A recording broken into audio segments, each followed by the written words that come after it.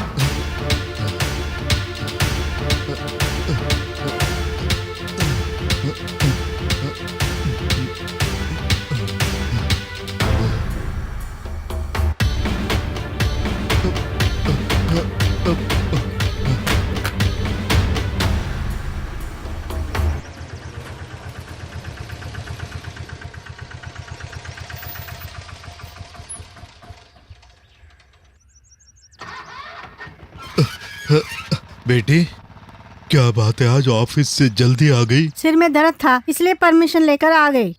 ये क्या है, इस थैले में क्या ले जा रहे हो? कुछ नहीं बेटी, एक छोटे बच्चे को उसकी माँ ने 100 रुपए दिए और कहा परचूरण का सामान ले आ। उस बेचारे बच्चे से कई पैसे खो गए। महामारी की सोचकर बस स्टॉप पे खड़ा हुआ रो रहा था।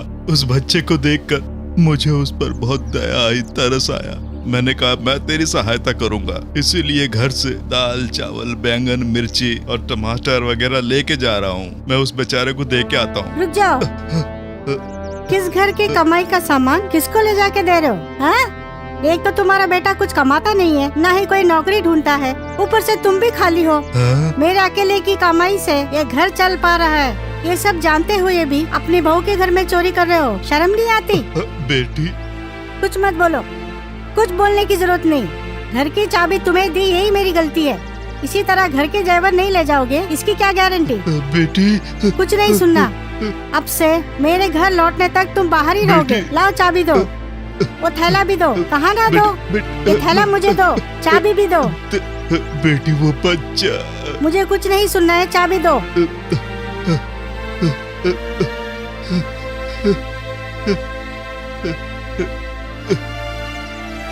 दूसरों की कमाई का सामान चुराना ही गलत है। तुम जैसे लोग इंसान हो ही नहीं सकते। बेटी, अरे बाप रे,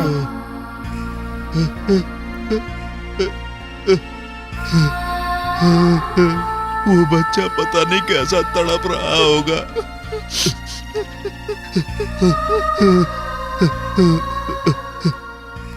ए बुढ़ाओ, तुम दोनों की बातें सुनकर मुझे तो ऐसा लग रहा है जैसे तुम दोनों ससुर और बहू हो। मैं तो बस यहाँ से गुजर रही थी, लेकिन जो देखा यकीन नहीं हो रहा। क्यों नहीं होगा? ए, अपनी बहू के घर में चोरी करता है, तू इंसान है या शैतान? ए, अगर तुझे मौका मिले तो तू किसी को जहर देके भी मार देगा। इतनी उम्र हो गई लेकिन बिल्कुल अक्ल नहीं। बेटे, ये चोरी करने से अच्छा है कहीं सड़क पे जाके भीख मांग ले। भीख मांगने का कटोरा ना हो तो मैं दे दूंगी। कैसा आदमी है रे तू। ए, मैं भी अपना काम छोड़ के यहाँ तुझसे बात कर रही हूँ। तेरे से तो बात करना ही बेकार है। कितना भोला बनता है।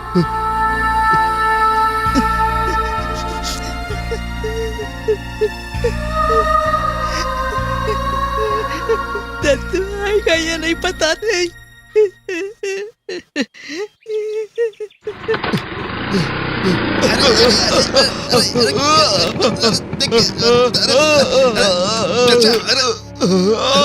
चाचा ठीक है चाचा। उठिए संभल के उठिए चाचा। चलिए मैं डॉक्टर के पास ले जाता हूँ आपको। चोट लग गई होगी, मुझे माफ कर दो चाचा। चलिए पास में एक हॉस्पिटल है, वहाँ ले चलता हूँ। अच्छा ठीक है, अगर आप मेरे साथ नहीं जाना चाहते हैं तो भी ये पैसे रख लो, इससे कुछ दवा वगैरह कर लेना। रख लीजिए चाचा, जहाँ भी आप दिखाना चाहते हैं वहाँ दिखा दीजिए। एक बार दिखा देना, कहीं अंदरूनी चोट तो नहीं लगी है। जाइए आराम से जाना, ठीक है।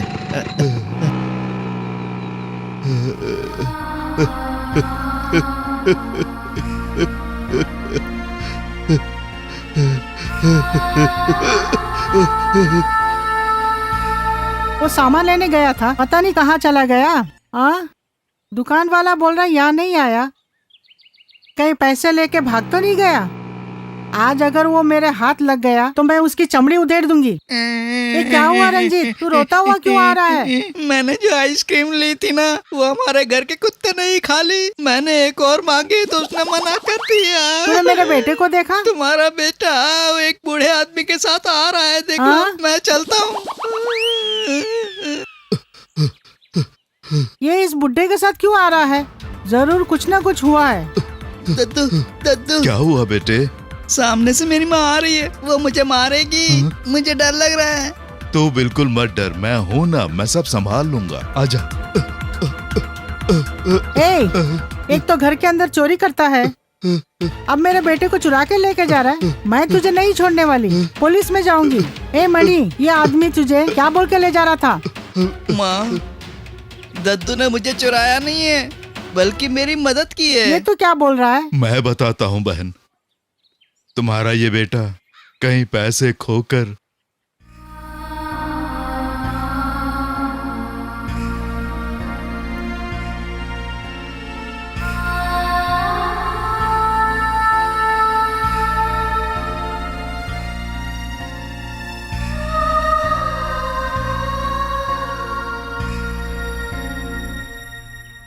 बाइक पर आने वाले उस लड़के ने जो पैसे दिए, उससे ये सामान खरीद कर मणि को ला रहा था। लेकिन इस बीच तुम खुद आ गई। तुम क्यों दुखी हो गई? भैया, मैंने अनजाने में ही तुम्हें चोर बोला, बच्चा चुराने वाला भी बोला। मैंने तुम्हें गलत समझ लिया, मुझे माफ कर दो भैया। कोई बात नहीं बहन। भैया, मेरे पति मुझे और मेरे बच्चे को अकेला छोड़ के पता नहीं कहाँ चले गए। उनके ऊपर के गुस्से के कारण मैं बच्चे से ज्यादा प्यार नहीं कर पाती।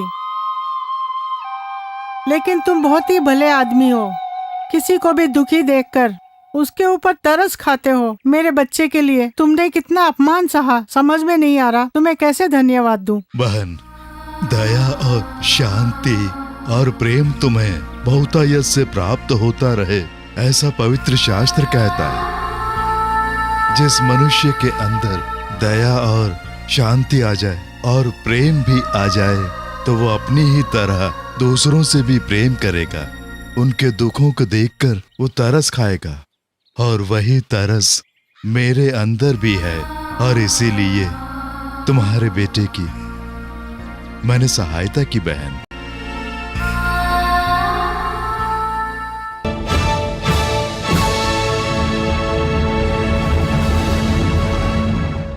मेरे प्रिय मित्रों, यीशु मसीह के नाम से आपका हार्दिक स्वागत है।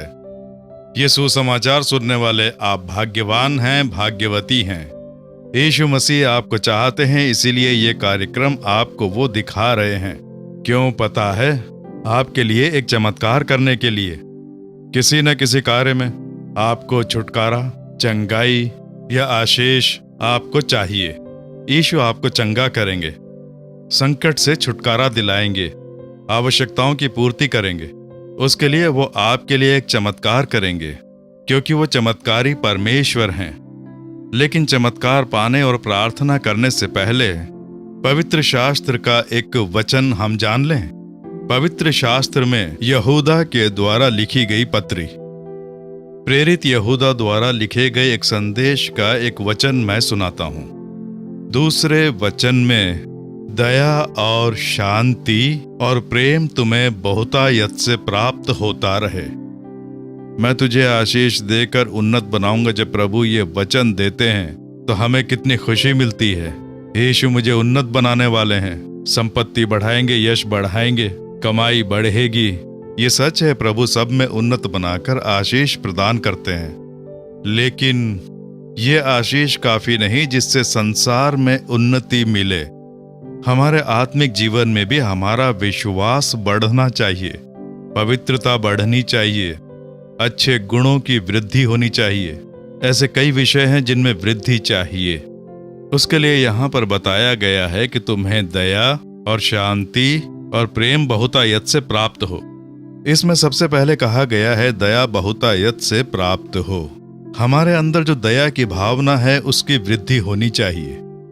प्रभु का दया का स्वभाव है, वो तरस खाकर दया करता है, ऐसा पवित्र शास्त्र कहता है। तो हमारे अंदर भी ऐसा ही दया का गुण, दयालु स्वभाव आना चाहिए। प्रभु ऐसी अपेक्षा रखते हैं। आपके अंदर है एक अच्छा दयालु स्वभाव, आपके अंदर है। जब कोई दुखी होता है तो आपको उस पर तरस आता है, उसकी सहायता करना चाहते हैं, वैसा गुण आप में है। लेकिन इतना काफी नहीं है, इसमें वृद्धि होनी चाहिए। यही प्रभु कह रहे हैं, दया बहुतायत से होनी चाहिए। इसलिए उस स्वभाव में वृद्धि होनी चाहिए, उस गुण में वृद्धि होनी चाहिए, तभी हम बहुतायत से लोगों की भलाइयां कर पाएंगे। ये जो बहुतायत है यही प्रभु देना चाहते हैं। दया भावना को आपको बढ़ानी है, ऐसा प्रभु कह रहे हैं। मत्ती 5वें अध्याय में प्रभु कह रहे हैं, यीशु अपने पहाड़ी उपदेश में, बहुत महत्वपूर्ण है पहाड़ी उपदेश, संसार भर में प्रसिद्ध है। यीशु ने जो पहाड़ी उपदेश दिया था, मत्ती 5वें अध्याय के 7वें वचन में यीशु कह रहे हैं, धन्य हैं वे जो दयावंत हैं, क्योंकि उन पर दया की जाएगी। धन्य हैं वे जो दयावंत हैं, उन पर दया की जाएगी। तो आप दयालु गुण पाकर दूसरों के ऊपर जब दया करेंगे तो परमेश्वर की ओर से आप पर दया उतरेगी, मनुष्य से आपको दया प्राप्त होगी। वही प्रभु कह रहे हैं, आप में दया के गुण होंगे तो आप पर दया आए, वैसा प्रभु करेंगे। धन्य हैं वे लोग जो दयावंत हैं, उन पर दया की जाएगी। तो आपके घर में जो काम करते हैं, आस पड़ोस में जो रहते हैं, या आपके जान पहचान के जो हैं, जो सामने रहते हैं, सोच कर देखें कितनों ने नुकसान उठाया होगा, दुख सह रहे होंगे। आप अपने जीवन में अक्सर ऐसे लोगों को देखते होंगे, ये बहुत ज्यादा दुखी, बहुत ज्यादा तरसे हुए लोग दिखते होंगे। उनके ऊपर आपको दया आती है? उसके किए पाप हैं, वो भोग रहा है। ये उस परिवार के ऊपर शाप है, इसलिए ऐसा भोग रहे हैं। उनकी किस्मत ही फूटी है, इसलिए इस तरह से भोग रहे हैं। ऐसे जब किसी पर लांछन लगाया जाए, बदकिस्मती, उसका समय ठीक नहीं है, इसीलिए ऐसा हो रहा है, बड़े आराम से बोल देते हैं। पर ऐसा नहीं है। उस पर दया करने के लिए परमेश्वर हमें एक अवसर देते हैं। उस पर दया खाकर उसकी सहायता करने के लिए परमेश्वर ने हमें एक अवसर दिया है। हमें इस प्रकार से मानना चाहिए। मैं ऐसे ही देखता हूँ, जब भी मुझे कोई दिखाई देता है, जब कोई दुखी मनुष्य दिखता है, तो उसे देखते ही मैं यही सोचता हूँ कि उसकी सहायता करने के लिए परमेश्वर ने मुझे एक अवसर दिया है। ये उसके पाप हैं, उसके शाप हैं, उसका सही समय नहीं है, ये उसकी बदकिस्मती है, ऐसी बात नहीं कहनी चाहिए। अगर हम ऐसा सोचेंगे तो परमेश्वर का दिया हुआ अवसर हम गंवा देंगे, और इसका अर्थ है कि हमने आशीष गंवा दी। क्योंकि आप दया करेंगे तो आप पर दया होगी। आप पर कोई आफत या संकट आता है तो आप पे दया करने के लिए यीशु किसी मनुष्य की व्यवस्था करते हैं, और परमेश्वर आपके ऊपर दया करेंगे। तो आपको किसी के ऊपर दया या तरस आता है? तरस खाने का गुण आप में है? कुछ कहते हैं किसी पर दया मत खाना, तुझे धोखा दे देंगे। ऐसा बहुत से लोग बोलते हैं। हो सकता है आपका मन दयालु है इसलिए किसी ने आपको धोखा दिया हो, लेकिन आप आशीष पाएंगे। आपको धोखा देने वाला धोखा खाएगा। ये मैंने देखा है। एक बहुत ही दुखी भाई के ऊपर दया खाकर तरस खा के जब मैं उसकी सहायता करने गया तो उसने मुझे ही आरोपी बना दिया। मेरे ऊपर आरोप लगाकर मेरे साथ ही बदसलूकी की। मेरा मन बहुत दुखी हुआ, ये सच है। तब प्रभु ने कहा, तो क्यों उदास है? तूने तरस खाकर सहायता करने के लिए अपना हाथ बढ़ाया, पर उस एहसान फरामोश ने तेरे विरोध में इस प्रकार का कार्य किया। Just leave it. मैं तुझ पे दया करने वाला परमेश्वर हूं। इसलिए कई बार इस प्रकार से परमेश्वर मुझ पे दया करते हैं। इसका परिणाम मैं कई बार देख चुका हूं। लोग किसी का एहसान नहीं मानते, ये ठीक नहीं है, वो ठीक नहीं, ऐसा बोलकर आरोप लगाते हैं। कोई बात नहीं, लोग चाहे कैसी ही परिस्थिति में क्यों ना हो, आप उनके ऊपर दया करें, यही प्रभु कह रहे हैं। आपके आसपास रहने वाले का व्यवहार चाहे कैसा ही क्यों ना हो, लेकिन तू उस पर दया कर, तू उसके ऊपर तरस खा, क्योंकि मैं तेरा परमेश्वर हूं। दया करने की आदत जिसमें है उसके ऊपर मैं दया करूंगा, ऐसा प्रभु कह रहे हैं। तो जब आप किसी पर दया करेंगे तो यीशु आप पर दया करेंगे। आप में उतरकर आपको चंगा करेंगे, छुटकारा दिलाएंगे, कमियों की भरपूरी करेंगे, आपके लिए चमत्कार करेंगे, निंदाएं बदल देंगे, आपके लिए चमत्कार होगा। आप दूसरों पर तरस खाकर दया करें, क्योंकि हमारे परमेश्वर बहुत ही दयालु परमेश्वर हैं। लोगों पे तरस खाने वाले परमेश्वर। ऐसा स्वभाव मुझ में आए, ऐसा परमेश्वर से कहें। अभी कितने लोग चाहते हैं कि ऐसा स्वभाव आप में आए? क्या आप दयालु बनना चाहते हैं? प्रभु मेरे अंदर भी तुम्हारे जैसा दयालु स्वभाव आए, ऐसा प्रभु से बोलना चाहते हैं? अपने हृदय पर हाथ रखकर, हे यीशु दयालु स्वभाव मुझे दो, मैं गरीब, दरिद्र और दुखी लोगों की सहायता कर पाऊं, वैसा दयालु स्वभाव मुझे चाहिए। प्रभु वो स्वभाव मुझे चाहिए, ऐसा प्रभु से कहें।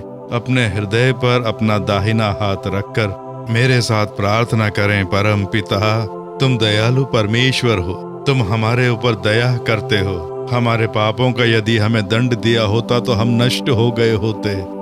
परमेश्वर तुमने हम पे दया की, हमारे पापों को क्षमा किया, कुकर्मों को क्षमा किया, तुम्हारी संतान बनने का सौभाग्य दिया।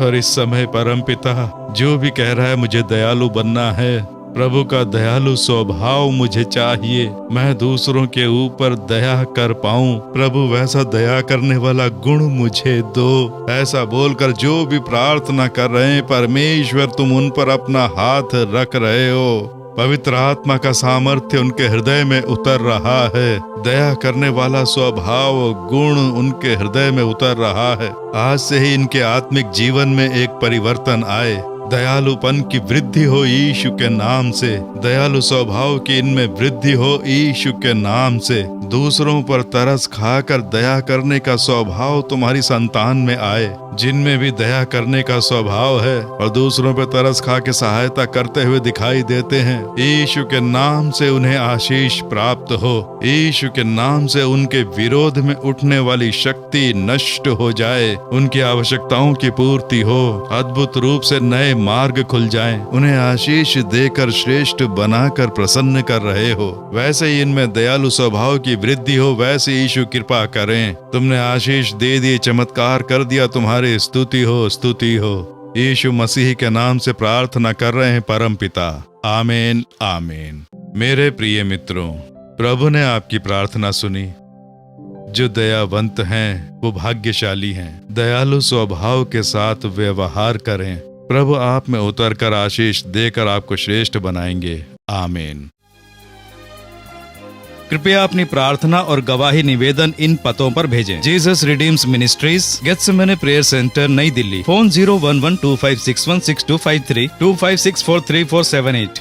गेट्समनी prayer centre Jharkhand. Mobile number है 9523336010। Gethsemane prayer centre Mumbai. Phone 0222566966 096640500567।